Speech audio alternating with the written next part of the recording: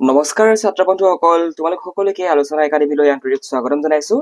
তোমালোকৰ লগত এই ভিডিঅ' মডিউলটোত আমি আলোচনা কৰিম দশম শ্ৰেণীৰ অসমীয়া পাঠ্যপুথিৰ ধৰ জাৰুধৰ ভাই নামৰ তোমালোকৰ যিটো কবিতা আছে,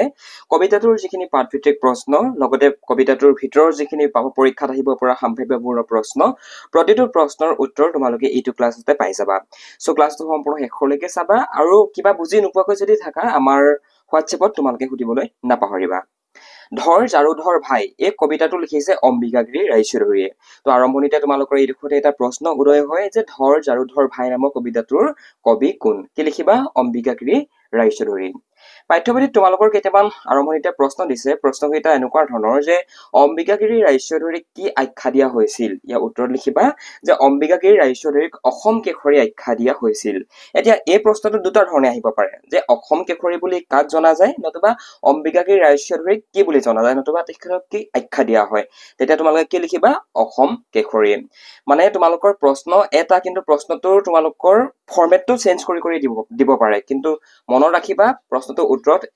একেটাই তোমালোকে লিখিব লাগিব, সেইটো হৈছে অসম কেশৰী, অৰ্থাৎ অম্বিকাগিৰি ৰায়চৌধুৰীক অসম কেশৰী বুলি জনা যায়। 2 নম্বৰ কুৱেশ্যন, সাতপুৰুষীয়া সোণৰ চোতাল ঘৰ কিহেৰে পোত খাই আছে বুলি কবিয়ে কৈছে? উত্তৰত লিখিবা সাতম পুৰুষীয়া সোণৰ চোতাল ঘৰ যুগ যুগৰ জাবৰ জোথৰ মলি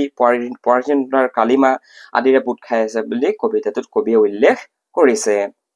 3 নম্বৰ প্ৰশ্ন হৈছে যে জাতিৰ জীৱন মনোহৰ কৰিবলৈ কবিয়ে কি বেশেৰে ঝাৰু ধৰিব কৈছে? উত্তৰত লিখিবা জাতিৰ জীৱন মনোহৰ কৰিবলৈ কবিয়ে বীৰ বেশেৰে,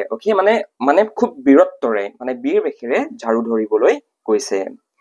নেক্সট কুৱেশ্যন, কবিয়ে চাই থাকোতে মুখ কিহেৰে ভৰি পৰিল বুলিছে? উত্তৰত লিখিবা কবিয়ে চাই থাকোতে মুখ কাজল ছাইৰে ভৰি পৰিল বুলি উল্লেখ কৰিছে। এইডোখৰতে তোমালোকে মনত ৰাখিবাচোন, মানে প্ৰশ্নটোত আমাক যিটো সুধিছে, এতিয়া কিহেৰে ভৰি পৰিল বুলিছে বুলি আমাক প্ৰশ্নটো দিছে। চ' সেইটো কাৰণে কাজল ছাইৰে বুলি যে লিখিছো, এইটো আমি উদ্ধকমাৰ ভিতৰত এইটো ভৰাই দিছো। তোমালোকে যদি এনেকুৱা ধৰণৰ সৰু সুৰা কিছুমান গ্ৰামাৰ যদি ফ'ল' কৰা, তেতিয়াও তোমালোকৰ পৰীক্ষাত নম্বৰ পোৱাৰ চান্সটো বাঢ়ি যায়। মানে বহুত ষ্টুডেণ্টে গ্ৰামাৰখিনি ফ'ল' নকৰে, বাট গ্ৰামাৰটো ফ'ল' কৰিবা তোমালোকে। ভাইটি ভণ্টিসকল, ক্লাছটোত নবঢ়াৰ আগতে তোমালোকে যদি মেট্ৰিক পৰীক্ষাৰ কাৰণে প্ৰিপেৰেশ্যন চলাই আছা আৰু যদি তোমালোকে পাৰ্চনেল গাইডেন্স বিচৰা, অসমীয়া ছাবজেক্টটোত হওক লাগে বেলেগ ছাবজেক্টত হওক লাগে, তেনেহ'লে তোমালোকে আমাৰ ফালৰ পৰা যদি ইচ্ছা কৰা পঢ়িবলৈ পাৰিবা। তোমালোকে আমাৰ লগত যদি জইন হৈ লোৱা, আমি আহিব কোনখিনি কমন পৰিব, তাৰ কুৱেশ্যন আনচাৰবিলাক কেনেকৈ লিখিব লাগিব, আমি সকলোখিনি কথা আমি গাইড কৰি দিম। ইয়াৰ কাৰণে তোমালোকে এই নাম্বাৰটোত ফোন এটা কৰা, নতুবা ডেছক্ৰিপশ্যনত এখন ফৰ্ম আছে, ফৰ্মখন ফিল আপ কৰি দিয়া, আমি তোমালোকক নিজে যোগাযোগ কৰি ল'ম। নেক্সট কুৱেশ্যন হ'ল যে হ'ল এৱে তোৰ সময় হবৰ জাতিৰ জাৰুদাৰ যে ভাই। ইয়াত কবিয়ে কি কাৰণে জাতিৰ জাৰুদাৰ হোৱাৰ সময় হ'লহি বুলি সকীয়াই দিছে? উত্তৰত লিখিবা যে এই বাক্যশাৰীৰ মাধ্যমেৰে কবিয়ে জাতিৰ মাজত জমা হোৱা সামাজিক, নৈতিক আৰু ৰাজনৈতিক প্ৰদূষণ আঁতৰাবলৈ আহ্বান জনাইছে। অৰ্থাৎ আমাক যে কবিতাটোত দিছে যে কি হ'ল এৱে তোৰ সময় হবৰ জাতিৰ ঝাৰুদাৰ যে ভাই, এই কবিতাশাৰীৰ জৰিয়তে কবিয়ে আমাক কি কৈছে? ইয়াত কবিতাটোত কবিয়ে কৈছে যে কি আমাৰ সমাজত যিখিনি সামাজিক, নৈতিক তথা যিখিনি ৰাজনৈতিক প্ৰদূষণ আছে, মানে যিসমূহ ৰাজনৈতিক বেমেজালি আছে, সেইসমূহ আঁতৰ কৰিবলৈ আমাক আহ্বান জনাইছে। বহু বছৰ ধৰি ভাৰতবাসীয়ে ব্ৰিটিছৰ গোলামী সহ্য কৰি ইংৰাজৰ চৰণে মূৰে দাসত্ব মানি লৈছিল। আচলতে ধৰ জাৰুধৰ ভাই কবিতাটো কবি অম্বিকাগিৰি ৰায়চৌধুৰীদেৱে যেতিয়া কাৰাগাৰত আছিলে, গম পাইছেনে, যেতিয়া ব্ৰিটিছে অম্বিকাগিৰি ৰায়চৌধুৰীক বন্ধ কৰি ৰখাইছিলে জেইলৰ ভিতৰত, মানে কাৰাগাৰত, তেতিয়া লিখিছিলে। তো তেতিয়া তেখেতে ইয়াত কৈছে যে কি কবিতাটোৰ জৰিয়তে অসমবাসীক এইটো কথা বুজাব বিচাৰিছিলে যে কি যে ভাৰতবাসী তথা অসমবাসীয়ে বছৰ বছৰ ধৰি ব্ৰিটিছৰ এই যিটো গোলামী, ব্ৰিটিছৰ এই যিটো ব্ৰিটিছে এইটো আমাক ব্যৱহাৰ কৰিছিলে, হয়নে? চ' এই যি ব্ৰিটিছৰ প্ৰতি আমাৰ অসমীয়া লোকৰ তথা সমগ্ৰ দেশবাসীৰ যি গোলামী, সেই গোলামী সহ্য কৰাৰ ফলত আমাৰ জনসাধাৰণৰ মন মগজুতে মানে ব্ৰিটিছৰ দাসত্ব সোমাই পৰিছিল, হয়নে? আৰু এই দাসত্বৰ ফলত মানুহৰ ভিতৰত হিংসা, ঘৃণা, স্বাৰ্থ আৰু ভেদাভেদৰ বিষাক্ত বীজ বিয়পি পৰিছিল। তাৰ মানে ব্ৰিটিছৰ মূল সিহঁতৰ নিয়মটোৱে আছিল ডিভাইড এণ্ড ৰুল, অৰ্থাৎ মানে ভাগ ভাগ কৰা আৰু শাসন কৰা, হয়নে? চ' সেইটো কাৰণে ব্ৰিটিছে কি কৰিছিলে, মানুহৰ মাজত ঘৃণা, হিংসা, স্বাৰ্থ, ভেদাভেদ এনেকুৱা ধৰণৰ কিছুমান কথা ভৰাই দিছিলে মানে অসমীয়াৰ সোণৰ চোতাল ঘৰক ইংৰাজে মলিৰে ঢাকি পেলাইছিল মানে আমাৰ অসমীয়াৰ যিখন সমাজ অসমীয়া যিখন সোণৰ সমাজ আছিলে সেই সময়ত সেই সমাজখনক ইংৰাজে তোমাৰ মলিৰে ঢাকি পেলাইছিল তাৰমানে ইংৰাজে সিহঁতৰ যিসমূহ কনচেপ্ট উদাহৰণস্বৰূপে সিহঁতি আমাক ভাগ ভাগ কৰি ৰুল কৰিব বিচাৰিছিলে তো এই বিষাক্ত যিসমূহ বীজ এই বীজসমূহে তোমাৰ আমাক ঢাকি পেলাইছিলে মানে তো সেইটোকে ইয়াত উল্লেখ কৰিছে যে কি ইংৰাজে মলিৰে ঢাকি পেলাইছিল মানে ইয়াত ঝাৰু বুলি কৈ পিনে ইয়াত কোনো তোমাৰ পাৰ্থিৱ বস্তুৰ কথা ইয়াত কোৱা নাই ঝাৰু বাৰু এটা পাৰ্থিৱ বস্তুৱে হয় যাৰ জৰিয়তে আমি ঘৰটো মানে সৰা পোছা কৰো নহয় জানো আমাৰ যদি ৰুমত অলপমান ধূলি মাকতি আহে তেতিয়া আমি ঝাৰুটো লৈ পিনে সেইখিনি সাৰি পেলাই দিওঁ ঠিক তেনেকুৱা ধৰণে আমি আমাৰ নিজৰ মাজৰ পৰাও আমাৰ মানুহৰ মাজত থকা আমাৰ সমাজত থকা এই যি তোমাৰ হিংসা এই যি তোমাৰ ঘৃণা এই যি স্বাৰ্থ এই যি ভেদাভেদৰ যি বীজ সেই বীজক মানে সাৰি পেলাই দিব গৈছে অৰ্থাৎ মানুহৰ মাজৰ পৰা নাইকিয়া কৰিব গৈছে বুজি পালা লগতে অসমীয়াৰ সভ্যতা সংস্কৃতি আৰু জাতিগত গৰিমা নষ্ট হবলৈ ধৰিছিল মানে সেইটো সময়ত তোমাৰ ব্ৰিটিছে যেতিয়া আমাৰ অসম তথা সমগ্ৰ ভাৰতবৰ্ষত যেতিয়া সিহঁতি ৰাজত্ব কৰি আছিল তেতিয়া অসমৰ প্ৰেক্ষাপটত যদি চাবলৈ যাওঁ তেনেহলে এই ব্ৰিটিছে এনেকুৱা ধৰণৰ হিংসা ঘৃণা স্বাৰ্থ এই ভেদাভেদসমূহ মানুহৰ মাজত ভৰাই দিয়াৰ বাবে অসমীয়াৰ জনজীৱনৰ যি সভ্যতা সংস্কৃতি আৰু যি জাতিগত গৰিমা আছিল সেই গৰিমা লাহে লাহে নষ্ট হবলৈ ধৰিছিলে বুজি পাইছানে বাৰু কনচেপ্টটো এই গ্লানিময় অৱস্থা আঁতৰাবলৈ এটা জাতিয়ে নিজৰ মন পৰিষ্কাৰ কৰাৰ লগতে ভাতৃত্ববোধৰ ভাৱ পোষণ কৰিব লাগিব এতিয়া এই যি গ্লানিময় অৱস্থা মানে এই যি তোমাৰ আমাৰ এই যি গ্লানিময় অৱস্থা মানে আমাৰ মানুহৰ মাজত যে সেই সময়ত তোমাৰ ভাতৃত্ববোধ বুলি কোৱা বস্তুটো নাছিল মানুহে হিংসা কৰিছিল ইজনে সিজনক হয়নে তো তাত বিভিন্ন ধৰণৰ তোমাৰ মানুহে ইজনে সিজনক ঘৃণা কৰিছিল বিভিন্ন ধৰণৰ কনচেপ্টৰ বিষয়ে আমি অলৰেডি কবিতাটোত আলোচনা কৰি আহিছো গতিকে এইবিলাক আমি আমাৰ নিজৰ মাজৰ পৰা আঁতৰাই আমি আমাৰ মনৰ মাজত ভাতৃত্ববোধৰ ভাৱ ভাতৃত্ববোধৰ যি ভাৱ সেই ভাৱটো আমি আমাৰ নিজৰ মাজত আনিব লাগিব গম পাইছানে আৰু সেয়ে কবিয়ে সকীয়াইছে যে আমাৰ সকলোৰে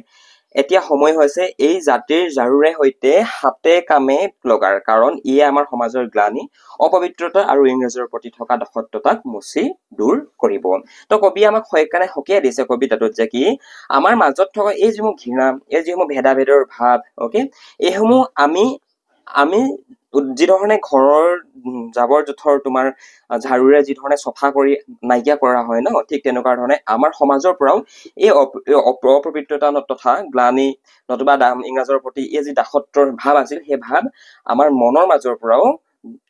ঘৰখনত যি ধৰণে ঘৰৰ পৰা যি ধৰণে ঝাৰুৰে ধূলি মাকতি যি ধৰণে আমি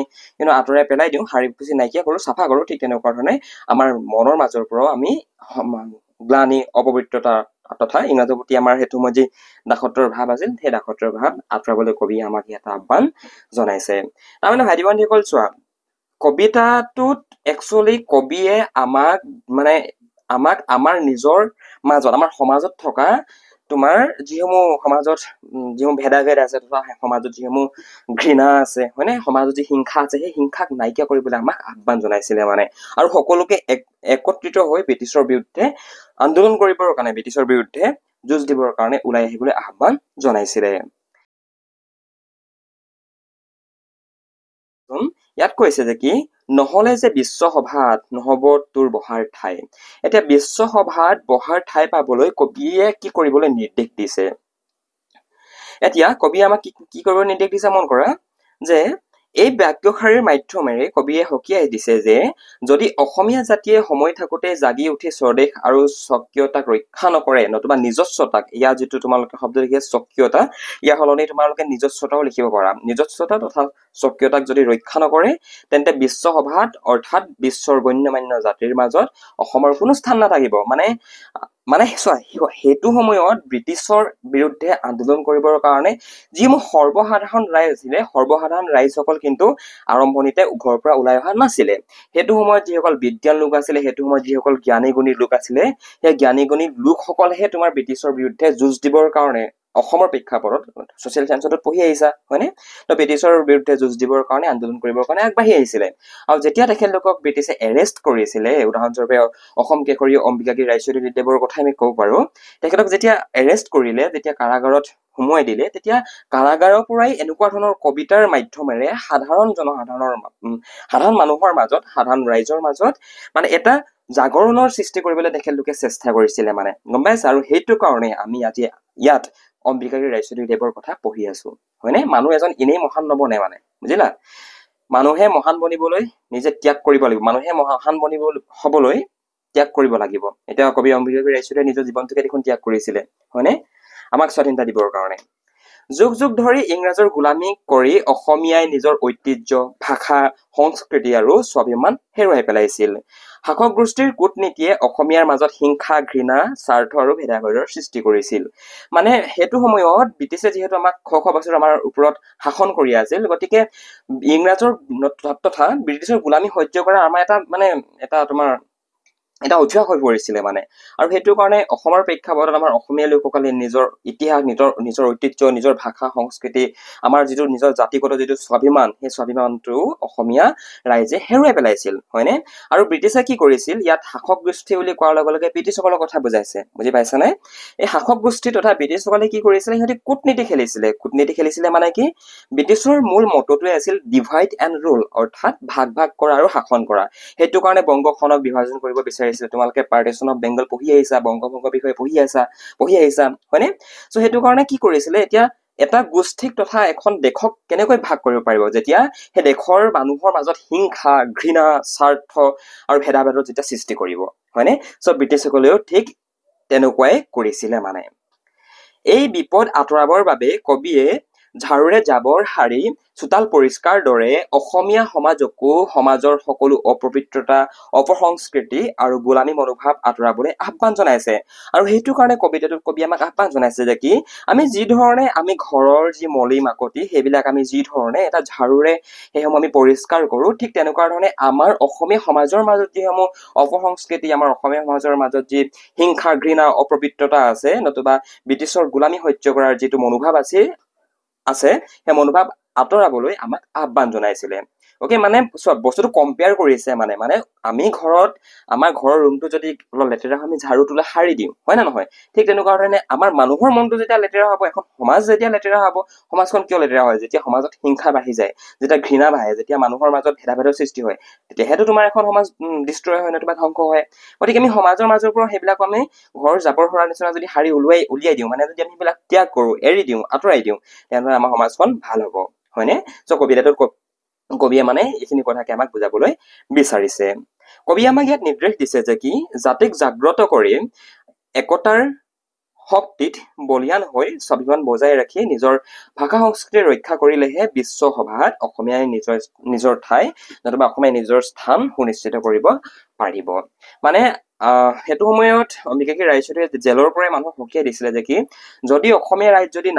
নাজাগে যদি অসমীয়া ৰাইজ ঘৰৰ পৰা যদি ওলাই নাহে যদি নিজৰ জাতিগত স্বাভিমান লৈ পিনে যদি ব্ৰিটিছৰ বিৰুদ্ধে যুঁজ দিবৰ কাৰণে যদি ওলাই নাহে তেনেহ'লে কিন্তু অসমীয়া ৰাইজক অসমীয়া সমাজক কিন্তু বিশ্বত ক'তো চিনি নাপাব হয়নে এনেকুৱা ধৰণে মানে কবিতাটোত কবি আমাক কথাখিনি উল্লেখ কৰিছে বুজি পাইছা তোমালোকে যদি মেট্ৰিক পৰীক্ষাৰ কাৰণে প্ৰিপাৰেশ্যন চলাই আছা আৰু যদি তোমালোকে পাৰ্চনেল গাইডেন্স বিচৰা অসমীয়া ছাবজেক্টটোত হওক লাগে বেলেগ ছাবজেক্টত হওক লাগে তেনেহ'লে তোমালোকে আমাৰ ফালৰ পৰা যদি ইচ্ছা কৰা পঢ়িবলৈ পাৰিবা তোমালোকে আমাৰ লগত যদি জইন হৈ লোৱা আমি আহিব কোনখিনি কমন পৰিব তাৰ কুৱেশ্যন আনচাৰবিলাক কেনেকৈ লিখিব লাগিব আমি সকলোখিনি কথা আমি গাইড কৰি দিম ইয়াৰ কাৰণে তোমালোকে এই নাম্বাৰটোত ফোন এটা কৰা নতুবা ডেছক্ৰিপশ্যনত এখন ফৰ্ম আছে ফৰ্মখন ফিল আপ কৰি দিয়া আমি তোমালোকক নিজে যোগাযোগ কৰি ল'ম